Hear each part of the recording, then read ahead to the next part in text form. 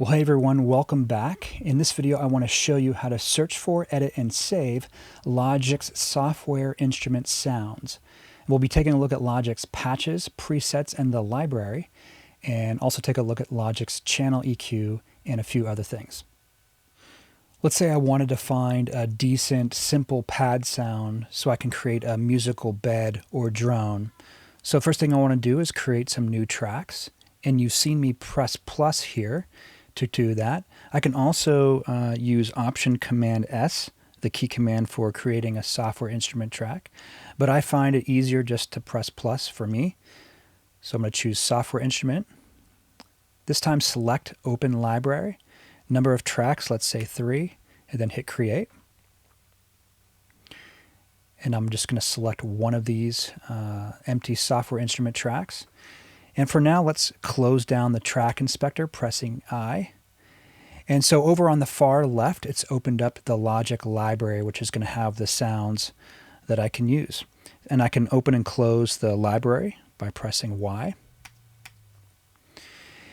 So each one of these is a sound category. It's actually a folder. And within these folders are subfolders. So let's search for our pad sound. So I'll choose synthesizer. Then I'll go to the pad folder. And now each one of these patches is a sound. And if I click on one of them, you can see that breathless space was put here on this track. Now I can play that with my MIDI keyboard. And I can choose another sound. Now it's going to remove breathless space, and it's going to put chill out here into the slot, and so on and so forth. So instead of auditioning the sound by playing my keyboard, many times I like to play back a pre-recorded MIDI file on a cycle loop as I'm selecting or editing sounds. And I find this to be a bit more efficient, and also I think it's the best way if you don't have a MIDI controller on hand. So here I have a MIDI region with a fifth and a note and octave down from there. So we're just going to play, then stop, switch sounds, play again.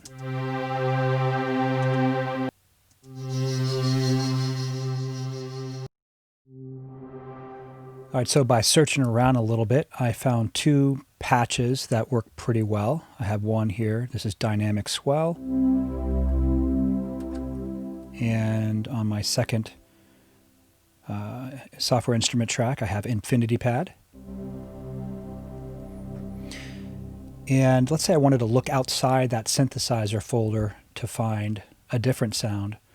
So I could just swipe with my trackpad or scroll here by clicking and dragging the cursor, or I can press synthesizer here to get back to the parent folder. But if I click on instrument 5, it's just automatically going to take me back to home base, so to speak.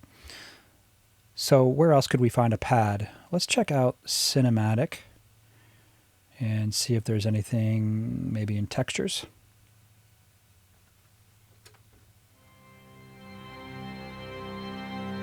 It's kind of cool. It's a little bitey. Let's go to ambient drones here. Let's try still moment.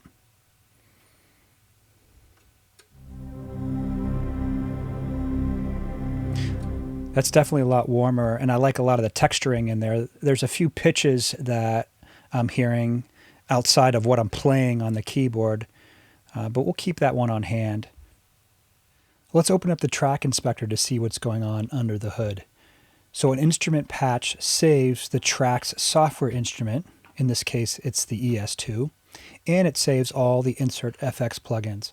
And sometimes Logic's patches, like in this case, also have buses routed to auxes that usually will contain different types of reverb or delay effects. And those auxes are also loaded into your project. Here's something cool about how Logic's library works. So take a look at this blue triangle here. And you can see that it's pointing at the patch name Dynamic Swell, which is our currently selected patch. And the library is currently showing me the patch level or the folders for all our patches. But if I move my mouse down to the left of the ES2 instrument and click, the library is now going to show me all the presets available for the ES2. So I can also do this with any FX plugin as well. So now we can go a little bit deeper into editing our patch by changing the sounds or the presets of the individual plugins. So let's go to the instrument, the ES2. So here's the ES2's library. And let's go into the different synth pads for the ES2. Let's choose a few of these. Well, here's our original. So here's Dark Pad 01.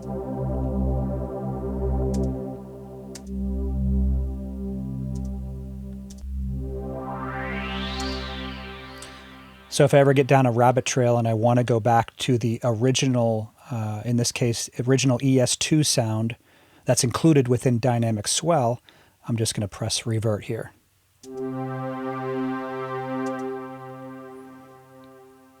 Let's take a look at coarse and see if there's any coarse presets that will work for us.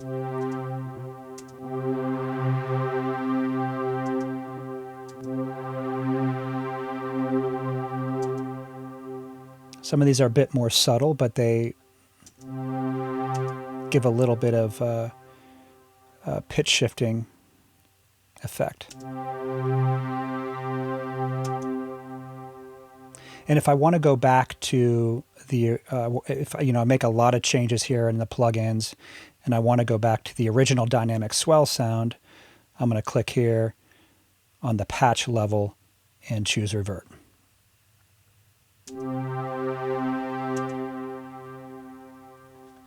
Another way I can edit this is I can add plugins to the Insert Effects chain.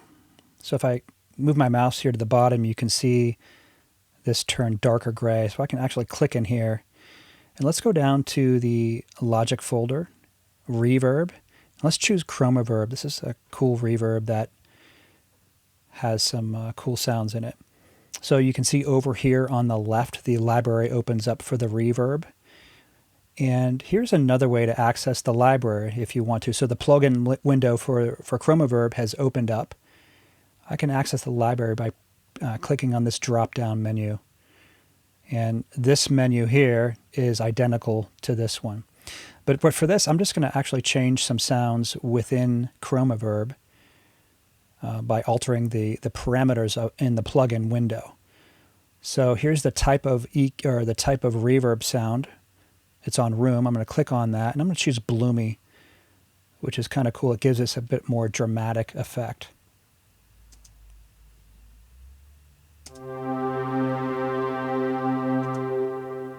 If I take that, here is the plugin bypass button.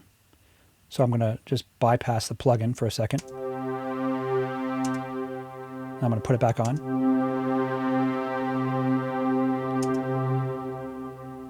You can see what that does to it. So for right now, I'm just going to bypass the Chromaverb, but I'm going to keep it on the Insert Effects chain. I like this sound. I just think it needs a little less high frequencies, and I want to soften it up a bit. So to do that, I'm going to use Equalization and this Channel EQ plugin.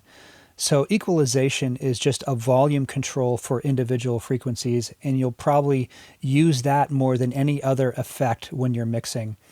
And Logic even gives you this little thumbnail of the channel EQ settings for when you have a channel EQ on a track. Well, let's double click on the channel EQ to open its controls. And the first thing I'm going to do just for this demonstration, I'm going to go over here to the output gain and just make it 0 dB so the graph is centered and it's easier for you to understand. And the way this EQ works and is laid out is similar to many other types of EQs in other programs. Ableton Live has an EQ a lot like this, and other digital mixers will have EQs that look like this. And the way to read the graph here is that left to right shows me the frequency range of low to high frequencies. So 20 hertz on the far left is the lowest frequency I can adjust. And as I go farther right, the frequency gets higher and higher.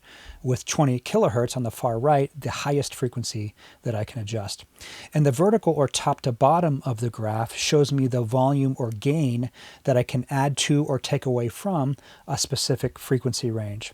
So above horizontal line, that center horizontal line, I'm going to be adding volume to the frequency range, and vice versa. If I'm below the center line, I'm taking away volume from this frequency range. So as I move my mouse, I see these different colored areas become highlighted, and these are the different points or nodes that you can adjust.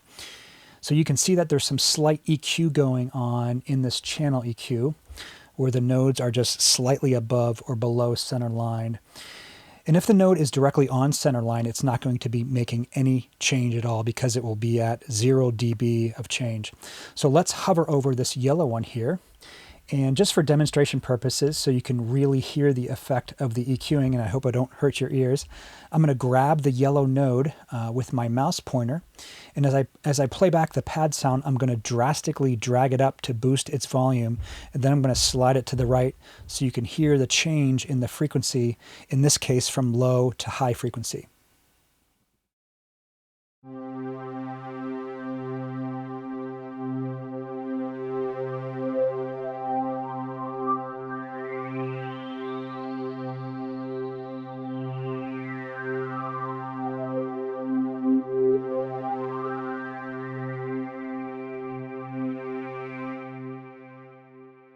So as I was moving the yellow node, you probably saw the yellow numbers change, and this is the technical readout for the yellow node.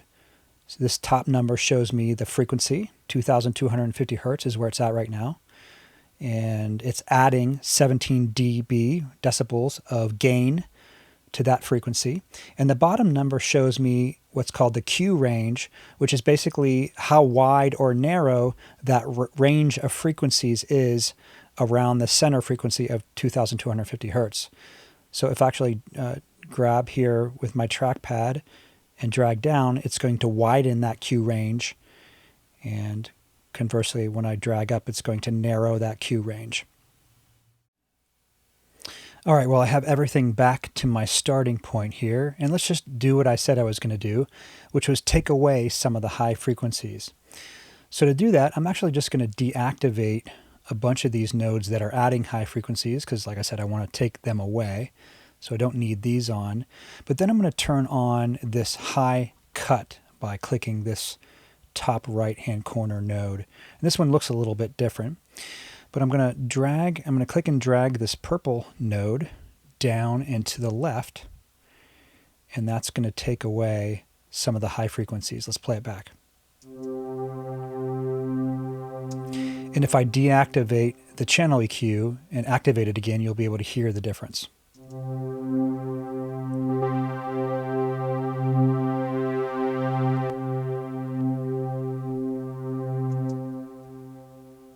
Well, hey guys, I know we're going a little bit long on this video, but I got one or two more things I want to show you. So let's select our still moment patch from our cinematic folder. And as I look in the track inspector, I can see that, hey, wait a minute, this is not a software instrument track. This actually looks like an aux track because it has bus 9 as its input. And that's because this is called a track stack. And a track stack is a combination of tracks that make up a patch. And if I click this arrow, I can see all the tracks that are within the track stack. So when I have this aux track still moment selected, and I play my keyboard, or if I have a MIDI region on this track area, it is going to play back any software instrument track that is within the track stack.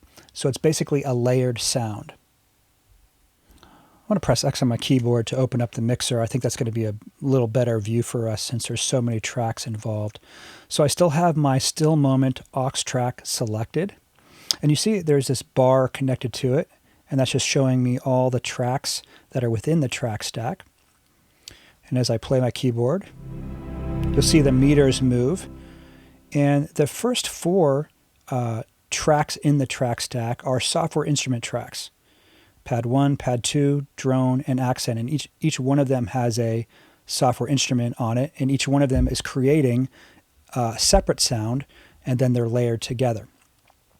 So I can listen to each one of them separately by selecting each one and playing.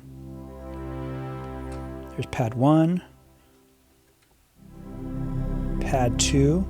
Let's go to drone Yeah, this is the one that had some of the extra pitches playing. Don't think I want that. I'm going to mute that. Let's go to accent. Definitely don't want that one for this. A little dissonant. So each of the 4 software instrument tracks are being routed to bus 7. And bus 7 is going into this aux track called bus. And from there, there's a few other bus routings to different places. And some of those routings are going here to delay 1, delay 2, and lo-fi. So you can see there's a lot of complexity in the routing. And if you need a refresher on buses, please watch my video on tracks and channel strips.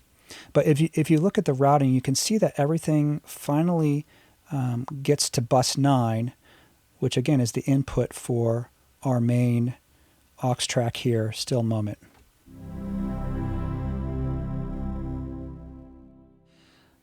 Well, lastly here, I want to show you how to save a patch. So I'm not going to save the changes I made to still moment. I don't think I did anything significant to that. But let's go back to the dynamic swell sound here. So we did add the chroma verb. So I'm going to turn that back on. But I'm just going to leave that off. But I'm going to leave the plugin in the chain here. And with the channel EQ, we shaved off some of the high frequencies that we can see here in the EQ thumbnail. So to save it, I just want to make sure I have the dynamic swell patch selected, or in this case, the software instrument track selected in the track area. I'm going to go into the library down to the bottom, and I'm going to hit save. And this is going to open up my user folder for my instrument patches. So I can't save it to the original folder that I got dynamic swell from. That's in Logic's own proprietary area of the hard drive. But you can see I have a lot of different folders I've created over time in different categories. So let's just create a new folder down at the bottom left. And let's call this Pad Drones. And when I name it, so it's going to give me the option to call it the same thing of the original Logic patch, Dynamic Swell. So for me, a lot of times, if I'm making an adaptation of an original Logic sound, I might keep that original name, but I might just put like a 1 after it, just to show me where it came from. And then if I make another iteration of this sound, I might call it like 1.1 or Dynamic Swell 2 or something like that. That helps me organize things so I can kind of remember down the road what I've done with it. So then just at the bottom right, click Save. And then back over here in the library, I can go to my user patches, and you can see my Pad Drones folder and my Dynamic Swell one that I can use in a future Logic project. So in the same way I saved a patch, I can also do that for individual plugins, either software instruments or effects plugins here on the inserts. So I did make a change to the chroma verb. I added that bloomy setting. So let's say I wanted to save that change so I can access that within the chroma verb at a future time. So I just want to make sure that I press this triangle to select chroma verb, and you can see that the library settings open up over here. I'm just going to click on Save down below, and then I'm going to go through the same process to name a preset for the chroma verb. Well, I can also create and save track stacks. So let's say I wanted to have a layered pad sound of my newly edited Dynamic Swell and the Infinity pad, so I can play them together at once and blend them. It seems like each of them have some unique properties that could complement each other. So to do this, I'm going to shift-click on the track headers of all the tracks that I want to have in my track stack. Once I get them selected, I'm going to Control-click on one of the track headers. In the menu, I'm going to choose Track Stack. And you can see the key command for that is Shift-Command-D. Now it's going to ask me what type of track stack I want to create. So for now, I'm just going to choose Summing Stack. I think that's the most flexible way to do it. You can also choose Folder Stack. For now, let's choose Summing Stack. That's going to create our aux track. Choose Create. And you can see here that it's created an aux track called Sum 10. And if I look down in Dynamic Swell, I can see that now instead of stereo output as its output, it's outputting to bus 3, and so is Infinity Pad. And Sum 10, the new aux track, has bus 3 as its input. So I can now rename this. Let's just call this Dynamic Infinity. And now when I play the sound, it's going to be a blend of the two. And this is where the fun comes in to, maybe I'd want to adjust the volume of both the sounds to taste. I can save this now. Let's just go ahead and close down the arrow here, and going to choose Save in the library. It's going to open up my instrument patch instrument user library. I can go into Pad Drones, and it's already given me the name Dynamic Infinity, which is how I renamed that aux channel strip. I'm going to say Save. And now my new track stack patch, Dynamic Infinity, is in my library. Thanks for sticking around for that. I hope you got something out of it, and check out the next video.